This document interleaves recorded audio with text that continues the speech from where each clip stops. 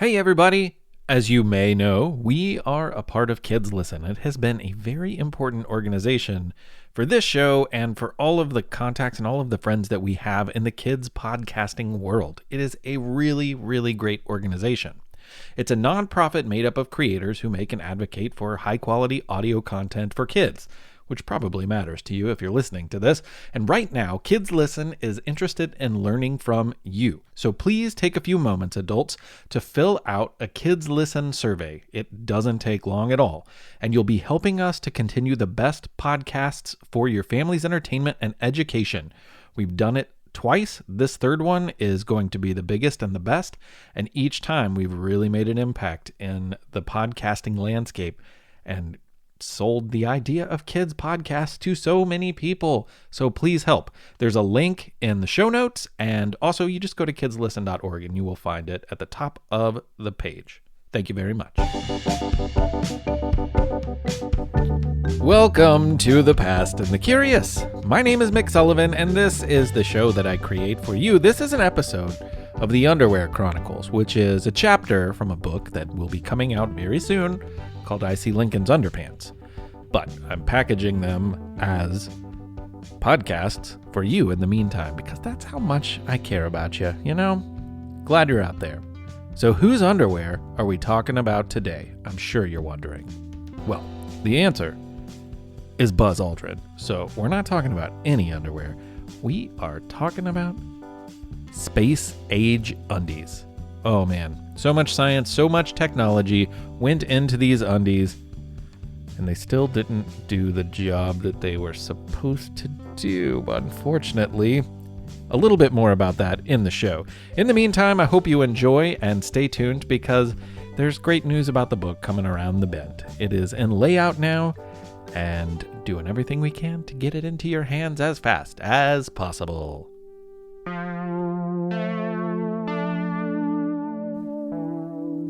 In the 1950s and 1960s, America and the Soviet Union were locked in a heated battle for interstellar dominance known as the space race. Scientists and astronauts, or cosmonauts as they were known in Russia, worked around the clock to get a leg up on each other by getting anything and everything up into orbit. By the tail end of the 1960s, Neil Armstrong would make history with the ultimate accomplishment, but his full-bladdered buddy Buzz Aldrin made history in a very different way. Space-age undies helped carry these men to where no man had gone before.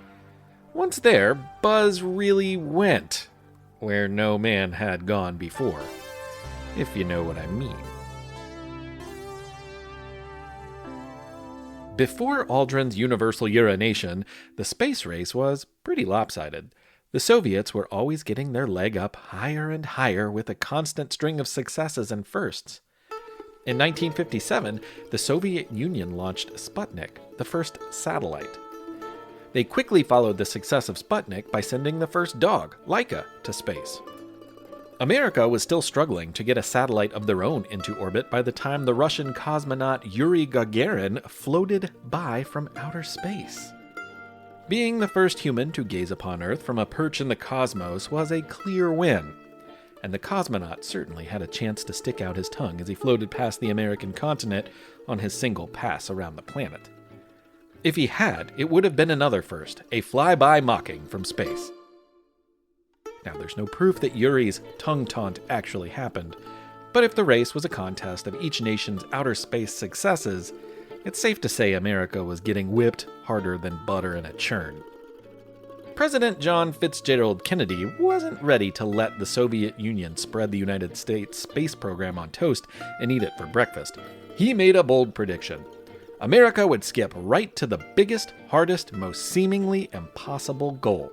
They'd put a man on the moon before the 1960s drew to a close. Considering he made this giant leap of acclaim in 1962, at a time when the Americans hadn't had a ton of successes, the folks at NASA probably spit their morning coffee out over their toast. The president didn't really leave the brainiacs a lot of time. To put it mildly, getting to the moon is a difficult task. There were rockets to build, vast calculations to compute, programs to write, astronauts to train, simulations to undergo, and underwear to design. Luckily, the goal was clear: walk on the moon. Everything else would just be details to work out along the way. Spoiler alert! NASA would get people to the moon.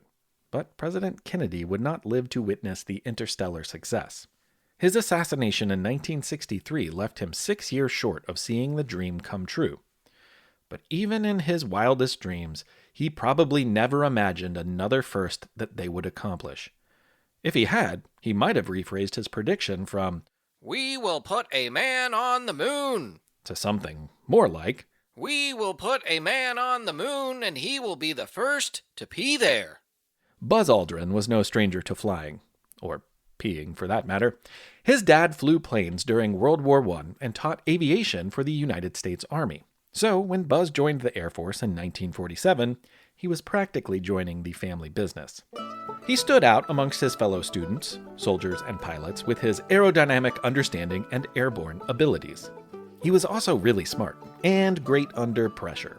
These last two were excellent qualities for people to have when auditioning for the new job of astronaut. Also high on the list of ideal traits for would-be astronauts was being able to not puke their guts out while zooming around at 24,000 miles per hour. Buzz was perfect for the job. For the record, Buzz was not his given name. His real name is Edwin. As the story goes, one of his younger siblings couldn't pronounce brother correctly, and instead he referred to Edwin as Buzzer. The family got so used to it that the name kinda stuck. Buzzer became Buzz, and Buzz became an astronaut. Like the rest of America, he eagerly watched as NASA slowly made their way towards the moon. It was baby steps at first. With each of many different missions, new skills were gained and important new information was learned. The first batch of missions was known as Project Mercury. The goal for these missions was to get American astronauts to space, orbit around the Earth, and live to tell the tale. The Mercury program helped scientists envision the technology that it would take to eventually get to the moon, as well as to understand the effects space has on the human body. At the next stage, known as Project Gemini, NASA learned and perfected intricate maneuvers and tasks while pushing the limits of their Earthbound engineers and airborne astronauts. Gemini missions lasted longer to help understand how a body would react to remaining in space for weeks at a time. Then, in 1965, the Gemini 4 mission saw the first Americans leave a spacecraft to make a spacewalk. It was a huge moment. Of course, Russian cosmonauts beat them to it by floating into the great unknown a full 2 months before. Undeterred by the string of second-place finishes, NASA kept their eyes on the Moon prize. All the other missions had laid the groundwork for the Apollo program, which had the ultimate goal of landing, walking, and maybe even peeing on the surface of the moon. By the time they were ready for the moon mission with the now historic Apollo 11 launch, Buzz Aldrin had earned a seat and was eager for his big moment. 3 men would head to space for the mission, but only 2 would make it to the moon. It was determined that astronaut Michael Collins would need to remain with the main space shuttle. That meant Buzz would be in the lunar module, sharing the cramped space of the secondary vehicle with Neil Armstrong as it detached from the main shuttle and landed on the moon's surface. Every single detail of the mission had to be perfect. NASA doesn't like surprises.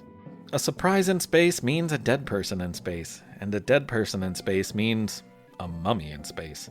See, there's no oxygen out there, which is what a body needs to decompose. So with no oxygen or gravity, well, that's how you get floating space mummies.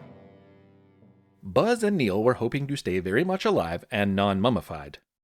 One huge detail in the No Mummy Moon master plan was what they would wear. You can't survive space in your jeans. Bad stuff would happen, which is why astronauts wear spacesuits instead. Astronauts enclose themselves in these uncomfortable, shell-like outfits to create a safe atmosphere for their bodies. The suits are pressurized, rigid, and fed with oxygen to breathe. After one of the previous Apollo missions caught fire and killed 3 men on board, NASA had to take their clothing material choices very seriously.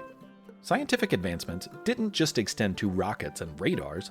In the 1960s, there were all sorts of new, man-made fabrics that would give future flyers a fair shot at being fire-resistant. But sometimes safety and comfort don't mix, especially when it comes to underwear.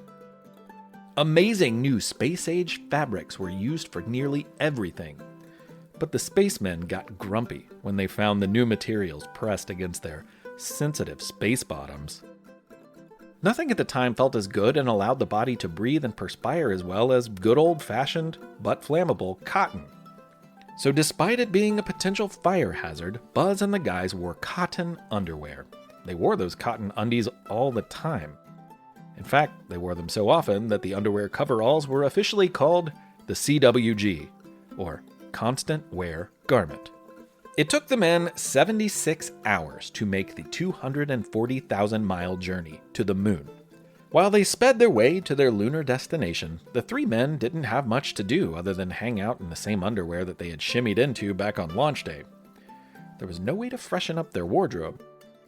Ease of motion was not the biggest consideration when it came to designing the first moon-bound spacecraft. So even if a costume change had been easy, the men had few options.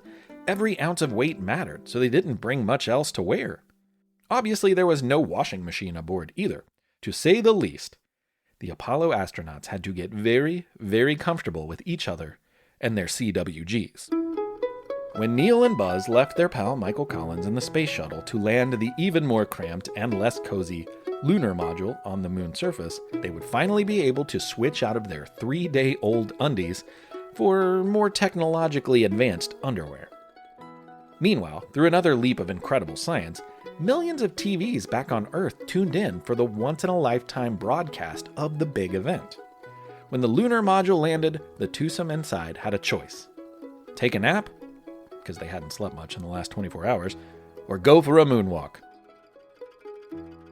Knowing Americans were awake and gathered around their televisions, Buzz and Neil opted to make history in prime time.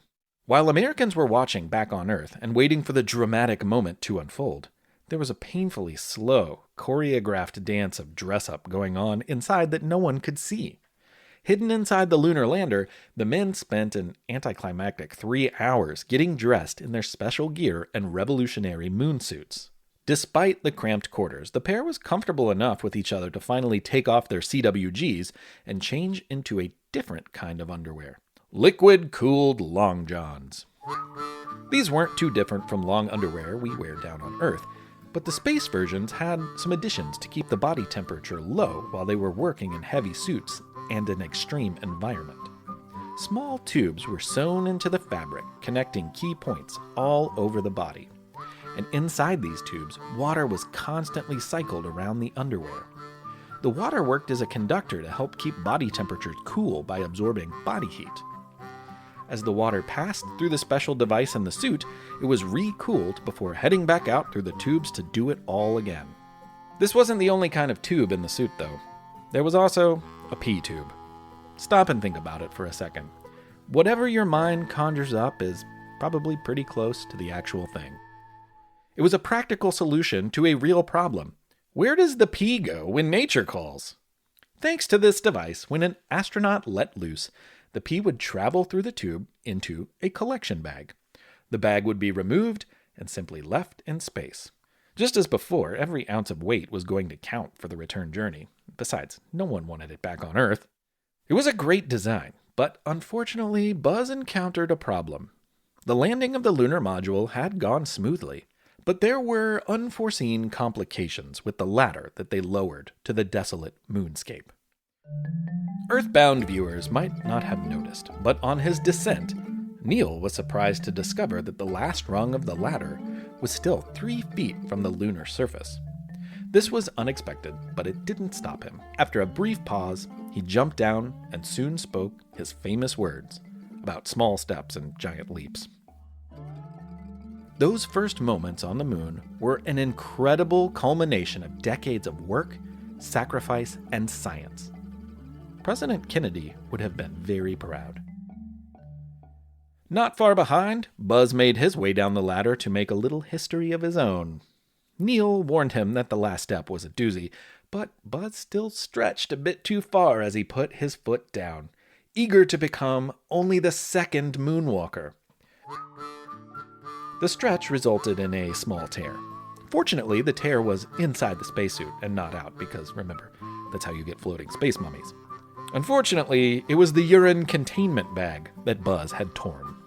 Buzz had a lot on his mind when nature inevitably came calling. He probably didn't even think about those millions of eyes watching when he let loose. It's not as if they could have known anyway. The big suit did offer plenty of privacy. So, with the world watching, he secretly peed the first pee on the moon. And that pee never made it to his torn urine collection bag.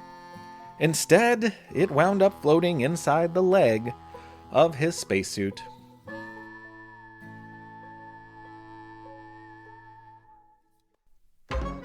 Thanks again, everybody. My name is Mick Sullivan. This has been The Past and the Curious, the Underwear Chronicles, episode Buzz Aldrin. And, the book should be out this winter. Don't know if we'll see it before the holidays, maybe. Depends on a lot of things. But it is in layout now, which is very exciting. And we're making great progress, and I'm excited that it will be very, very soon. So I will let you know about that. That means, of course, that there are only 2 more episodes of the Underwear Chronicles still to come to you. There is more to the book that won't come in the podcast form. And when the book comes out, though, I'm going to have a special underwear episode of The Past and the Curious, I think, that are stories that aren't in the book. So we're just going to have underwear stories all over the place because I've been having a lot of fun with it. I hope you have too. And don't forget, all you adults and grown-growns or grown-ups or whatever you want to be called. I like grown-growns. That's what I call myself. You can find the Kids Listen survey at kidslisten.org. It's right there at the top of the homepage. It'll be up until mid-November is how long it's going to be open. It would really be helpful. It's really crucial information for us to understand how families use podcasts and a whole bunch of other things that are kind of wrapped in there, which we're working with a really, really great data analyst. And she is an absolute wizard with that sort of stuff and will give us really, really solid, really crucial information that's going to help individual shows. It's going to help shows that have yet to become shows. It's going to help shows sustain and prolong. And all of that stuff is really important, and it really matters to us who are creators.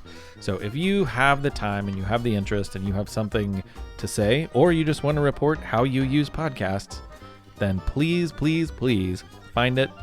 Do it. Won't take long. And we will be ever so grateful. Thank you very much.